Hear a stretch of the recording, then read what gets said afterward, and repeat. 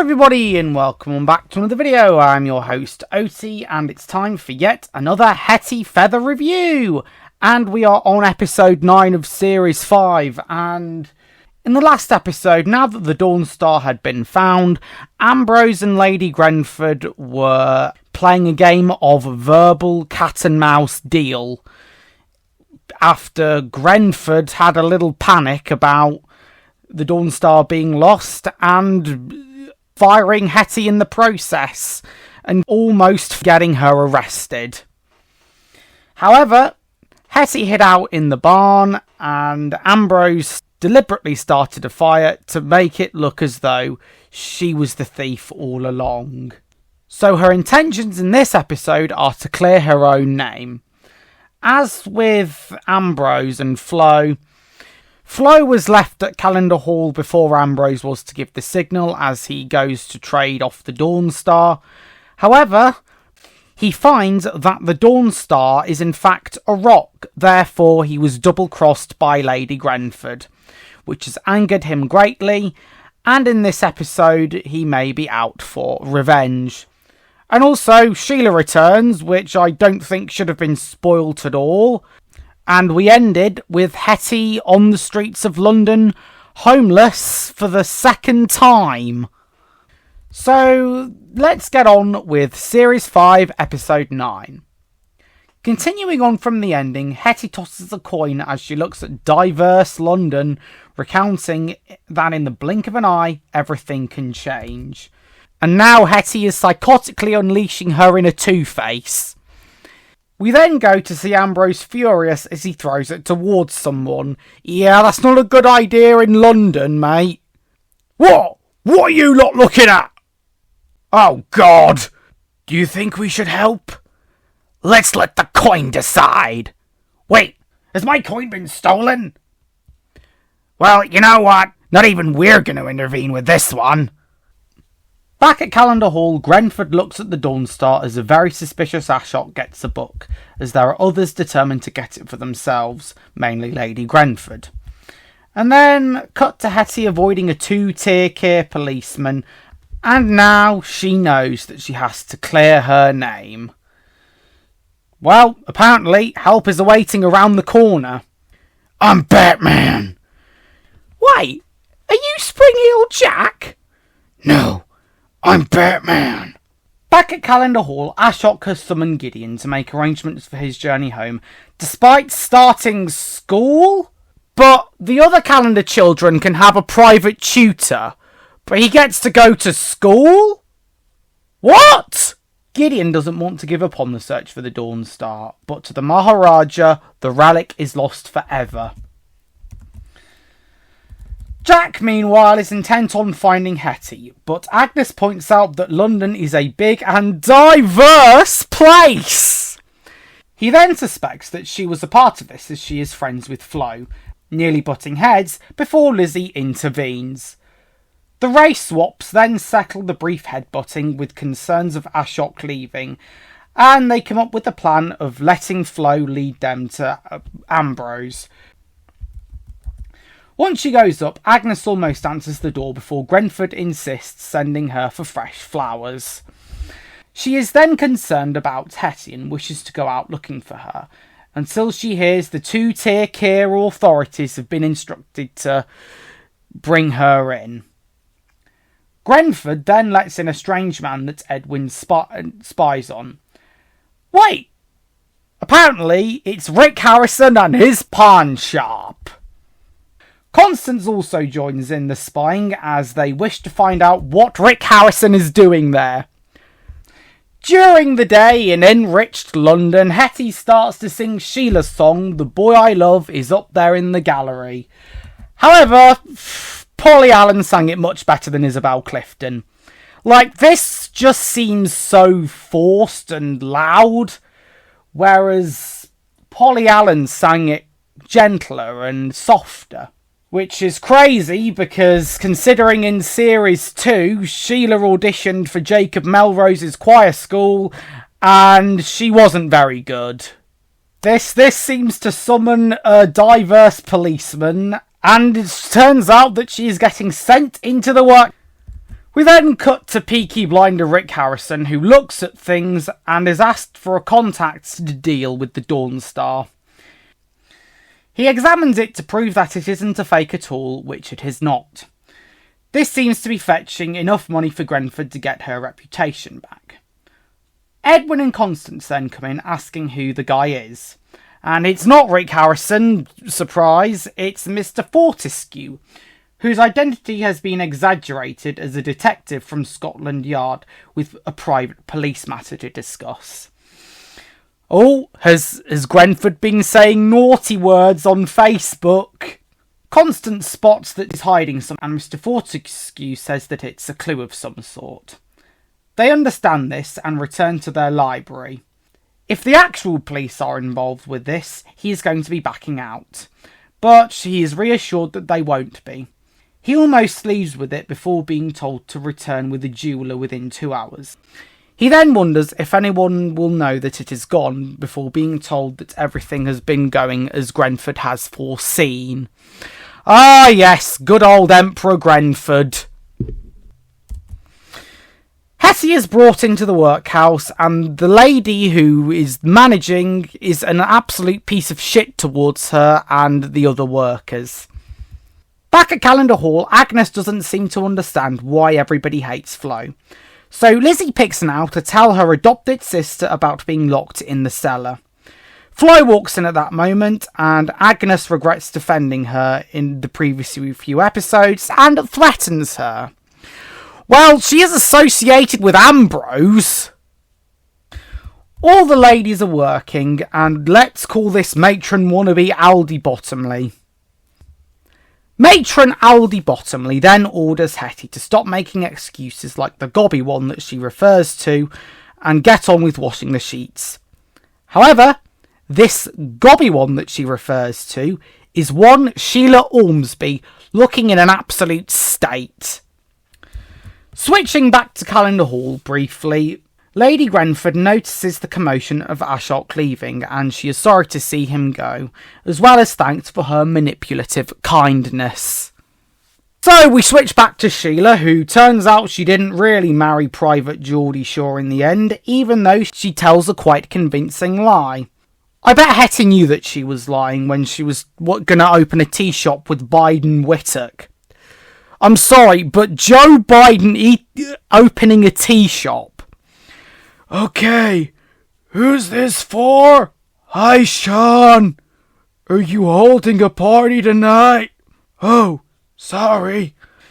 Sheila then says that she was too good for Private Geordie Shaw. Man bad, not good man, don't agree with politics, MAGA bad, Taylor Swift goddess, and seems to be in an absolute rut at the moment. Meanwhile, somewhere in Yorkshire, Private Geordie Shaw is happily married. Oh, Sheila, how the tables have merely turned. You do not underestimate the power of the dark side. And now, I have a boy toy. Who said that? Hetty, was that you? Was that... Am I hearing things? Oh, God, am I going insane? I didn't hear anything. Oh, must be going insane then. Oh, well, back to the episode.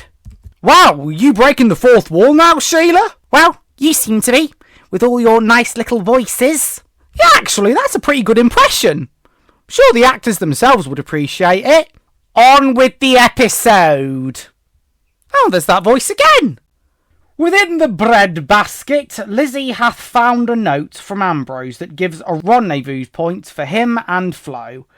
So they decide to let her walk into their proverbial trap, which basically will just be an ambush. I can do a much better job, kids. I'm Batman. The reason why Sheila can't return to Calendar Hall is because she was broke and has been sent to the workhouse, despite Hetty offering her help. She explains the situation with Ambrose and how she was framed, and she would have ended up in prison had she not have chosen the current location. Sheila, however, doesn't want her to feel downtrodden and says that she was a lot of things other than a coward.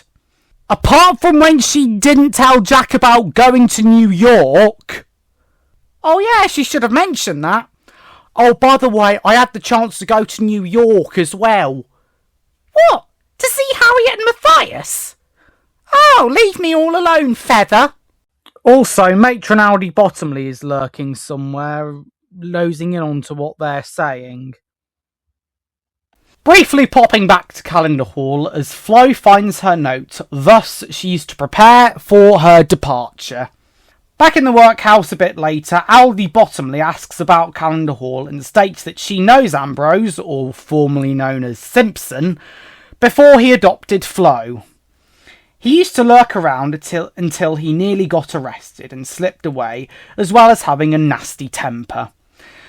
Hetty then goes back to report her findings to Sheila and has to leave, but there are obstacles in the way, as Sheila points out, and she rues the day that she met her. Flo is leaving and is closely followed by Agnes, Jack, Gideon and Lizzie. Agnes has to remain at Calendar Hall and Ashok will also come along. Gideon then fetches Ashok before they overhear Rosamund's impromptu return.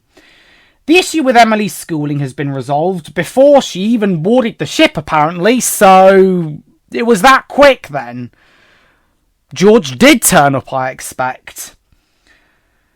She sees Ashok and Gideon before Grenford also comes down in a much better state. And Constance also arrives to tell her stepmother of the happenings with Ambrose and Hetty, which are backed up by Edwin, so she will be having words with Emperor Grenford. It's treason then. So Hetty snuck out of the workhouse by hiding in the laundry basket, which seems to work, fooling the diverse warden. After the wardens leave, Sheila and Hetty part ways once again. Hetty extends an offer for Sheila to join her, but the punishment is too great and she'll be further humiliated. She leaves on the promise that she'll return and Sheila will get her happy ever after. She's told to not let them give her a hard time because she is Sheila Ormsby. Flo is stalked by the Calendar Hall crew and plot to ambush Ambrose, that's a tongueful, and get him to hand over the Dawnstar. Jack hadn't thought of an actual plan, so they plan to improvise. Hey there, do you want to know the best way to ambush Ambrose and Flo? Go up on the rooftops. Drop down on them. Force them to bring the Dawnstar. Use violence if you will. I'm Batman. And if they heard that advice, they'd all just shrug their shoulders and go, yeah, we can do that. But if this was Arkham Knight, things would be very different indeed. Hell, Ambrose might have his own game over screen. Back at Calendar Hall, Rosamund is about to discipline Grenford before Agnes announces that two men have arrived to see her. She tries to divert the conversation, but Rosamund is having none of it. So Grenford faints as Rick Harrison and his son Big Hoss arrive and pretends to not know them at all. Agnes also disbands this, and as Grenford is exposed, she fakes being ill again before the baby cries again. So she leaves and they'll remain in their places. But Grenford tells Rick Harrison and Big Hoss to leave. Quickly going back to the workhouse for 5 seconds as Sheila is harassed by the She-Mob 2.0 and she stands up to them, then telling her that she's Sheila Ormsby and after this she feels free. As if it's the Doctor standing up to a villain. And somewhere there's an alternative universe where Polly Allen is the Doctor Who companion and we have a real actor to play the Doctor and Russell T Davies isn't in charge of it and it's still going strong today. Oh, and it's not woke as well. The crew are observing Ambrose tell Flo that she's not coming with him until they get the Dawnstar back, and it almost gets physical. The Calendar Hall crew quietly debate whether or not to help, but Ambrose asks the driver to take them to Calendar Hall. Hey, get into the Batmobile, losers! We're going to save Calendar Hall! I'm Batman! Batman! The closing monologue today shows her going down an alley near where Ambrose was at the end of the last episode, and is determined to clear her name and return the Dawn Star before speculating about a dark shadow falling on Calendar Hall. My general thoughts on this episode are they should have left Sheila's return as a surprise and not told us in the next time trailer, because it kind of spoils the excitement. Not that it was exciting anyway, because they treated her like Jake Skywalker. I mean, you get a good character like Sheila Ormsby, who goes off to do her own thing, and then she returns a few episodes later, but as a run-down maid in a workhouse. I mean, yeah, workhouses were a real thing back then. But Sheila should have been treated better with this. And the dialogue, it needed to improve a lot. Sheila's dialogue was saying, "You're Hetty Feather." They now seem to have addressed Lady Grenford, almost faking her illness. And finally, yeah, it's the elephant in the room. There weren't any British police officers who were KSI-like. That's the most polite way of putting it. And neither were there KSI wardens. I mean, at least they got the accents right, but still, it doesn't excuse bad casting choices. But hey, I'm only... This is on the writers and casting agents, not the actors themselves. And on that enraging note, let's go to Yorkshire. Did you like my little cameo earlier, everybody? You could clearly see that I was impressed with the fact that Sheila has been brought down. Well, I certainly don't approve of it, that's for sure. I mean, what have they done to her? Make her Jake Skywalker? I mean, bring her down like that in workhouse. Well, at least she's working and not in prison. Or at least sitting on her arse all day. Wilf, you know what happened. What happened? Well, she got to the barracks, right? And she was getting ahead of herself. And I just said, Sheila, I know you're in love with me, but I want to take things slowly and not rush into things. You gotta live your life while you can, you know? We're both young, we got plenty of time to do things. The life expectancy rate would disagree with you there. So I rejected her. And then she she had a massive paddywhack about it. And I mean, and I'm talking psychotic meltdowns. Like, when I went back into the barracks, she literally was standing there serenading me with Take That songs. When I heard Patience about 50 million times, I thought, Sheila, go away now. And she was, I don't know, she just left depressed. Singing Take That? Well, first of all, a local legend. I would cheer for Take That whatever day of the week it was. Of course you like Take That. You're from Manchester. No, they're Northern. That's why I like Take That. Robbie Williams was better. You take that back right now. This isn't about Take That. This is about reviewing the episode. That's why these segments exist. Thank you, Scion. I don't know what I'd have thought about her opening a tea room with Biden Whittock. That would have been a bloody disaster. The other thing to address in this episode is now they know that Flo and Ambrose are frauds, Calendar Hall is in trouble again. And it's a threat smaller than Lady Grenford. I mean, Lady Grenford was an actual threat. She nearly brought the Calendar family down, for God's sake.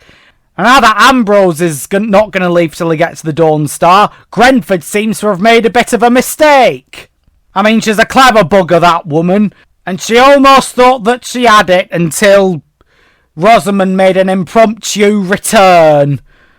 Now that's put a spanner in the works, hasn't it? And thank God as well. Maybe they'll be finally rid of Grenford at the end of the season. And send her into care home. And yet when them antiques dealers turn up, they try and validate everything. I mean, they would have probably mugged the whole house of its artefacts. That's what those people do, though. It's like bargain on Hetty Feather edition. Anywho, time to end this episode of Method in Making. And it's time to end this review. So thank you all very much for watching, and I will see you all later. Ta-ra!